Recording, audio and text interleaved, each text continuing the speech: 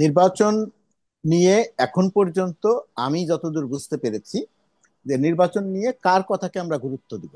নির্বাচন নিয়ে শুরু থেকে যখন দুই একজন উপদেষ্টা কথা বলেছেন, প্রেস সচিব কথা বলেছেন, তারপর সুনির্দিষ্ট করে সরকারের পক্ষ থেকে বলা হয়েছে নির্বাচন কবে এই কেন্দ্রিক কথা বলবেন শুধুমাত্র প্রধান উপদেষ্টা। উপদেষ্টারা আমরা যতই বলি যে রাজনীতি নিয়ে কথা বলবেন না, কিন্তু তারপরেও নানা কারণে তারা কথা বলেন। তো সেই হিসেবে আমার কাছে ডক্টর ইউনূসের কথাই আমি গুরুত্বপূর্ণ মনে করব এবং আমি কোট করব। সেই হিসেবে নির্বাচনটি হওয়ার কথা ডিসেম্বর থেকে পরের বছরের প্রথমার্ধ, অর্থাৎ পরের 3 মাসের মধ্যে, তো অর্থাৎ মার্চের মধ্যে হওয়ার কথা। তো আমি মনে করি, আমি যতদূর বুঝতে পেরেছি ডক্টর ইউনূসের কথা এবং বক্তব্য কার্যক্রম, তাতে এই কথার মধ্যে এখনো আছে কনফিউশন। যে শব্দের কথা আপনি বলছেন, ঝুলে যাওয়া যেটার কথা আপনি বলছেন, আমি এটাকে কনফিউশন বলতে পারি কিন্তু ঝুলে যাওয়া বলতে পারি না। ঝুলে যাওয়ার জায়গাতে নির্বাচন আছে, আমার কাছে সেরকম কোনো কিছু মনে হচ্ছে না। প্রেস সচিব যেটা বলেছেন, যে সমস্ত সংস্কারের ব্যাপারে সবাই একমত হবে তার ভিত্তিতে নির্ধারিত হবে যে নির্বাচনের তারিখটা কবে, এবং সেই নির্বাচনের তারিখটা কবে সেটা বলতে আমার ধারণা যে তিনি বুঝিয়েছেন যে সেই নির্বাচন যদি সংস্কারের তালিকায় একটু বেশি থাকে তাহলে হয়তো সেটা জানুয়ারির শেষ দিকে যেতে পারে। যদি সংস্কারের তালিকায় একমত হওয়ার বিষয়গুলো যদি অনেক কম থাকে তাহলে এটা ডিসেম্বরের মাঝামাঝি বা ডিসেম্বরের শেষ সপ্তাহে হতে পারে। নির্বাচনের এই কেন্দ্রিক তারিখ নিয়ে কনফিউশন আছে, তারিখ নিয়ে প্রশ্ন আছে, তারিখটা ঠিক কবে। স্কুল ছুটি, শীতকাল অর্থাৎ ঝড় বৃষ্টির সময় না, অন্যান্য প্রাকৃতিক বিপর্যয়ের সময় নয়, এরকম একটা সময়ই সাধারণত বাংলাদেশে নির্বাচন হয়।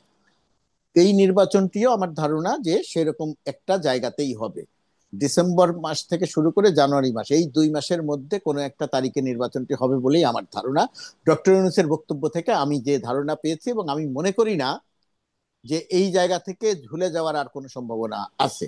তখনই ঝুলে যাবে, এটা তখনই সময় আরো পরে যাবে যখন বিএনপি সহ রাজনৈতিক দলগুলো সংস্কারের বিষয়ে একমতে পৌঁছবে যে হ্যাঁ ঠিক আছে, আমরা এই সংস্কার চাই। যখনই তারা সংস্কারের বিষয়ে একমত হবে, সংস্কারের সঙ্গে সময়ের প্রসঙ্গ আসবে, আমাকে এই সংস্কারটা করতে মিনিমাম কতদিন সময় লাগবে, সেই রকম একটা জায়গাতে যদি যায়। তা এখন সব দল যদি একমত হয় তাহলে তো নির্বাচন 1 বছরও পিছাতে পারে। সব দল যদি মনে করে যে না, আমরা সব সংস্কার চাই, নির্বাচন 1.5 বছর পিছাতে পারে। সেটা হচ্ছে ওই কারণেই ওই কথাটা প্রেস সচিবের বক্তব্যের মধ্যে আছে, সব দল চাইবে, তারপরে এসে একটা তারিখ নির্ধারিত হবে। কিন্তু ওভারঅল আপনি যে কথা বলছেন বা অনেকে যেটা বলার চেষ্টা করছে যে নির্বাচনটি আরো ঝুলে যেতে পারে কিনা, দেরি হতে পারে কিনা, বিতর্ক তৈরি হবে কিনা, আমি মনে করি রাজনৈতিক বিতর্ক তৈরি হবে। যেমন বিএনপি বলছে, বিএনপির বক্তব্যটা কি খেয়াল করে দেখেন। কিছুদিন আগে বিএনপি বলতো 3 মাসের মধ্যে নির্বাচন, জুলাই আগস্টের মধ্যে নির্বাচন, তারপরে বলেছে 5 আগস্টের মধ্যে নির্বাচন, এখন বিএনপি বলছে অবশ্যই ডিসেম্বরের মধ্যে নির্বাচন হতে হবে। বিএনপির জায়গা থেকে বিএনপি একটা বড় দল, নির্বাচন হলে সে সুবিধা পাবে, সে তো চাইবেই যে নির্বাচনটা তাড়াতাড়ি হোক।